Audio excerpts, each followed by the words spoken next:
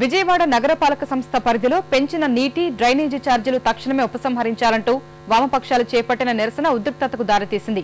Commissioner నిర్ణయాన్ని వ్యతిరేకిస్తూ ఆయన ఛాంబర్ ఎదుట సిపిఐ, సిపిఎం నేతలు బైఠాయించి నిరసన చేపట్టారు. వీరిని అదుపు చేసేందుకు పోలీసులు ప్రయత్నించడంతో వాగ్వాదం, తోపులాట జరిగాయి. చివరకు బలవంతంగా నేతలను అరెస్టు చేశారు.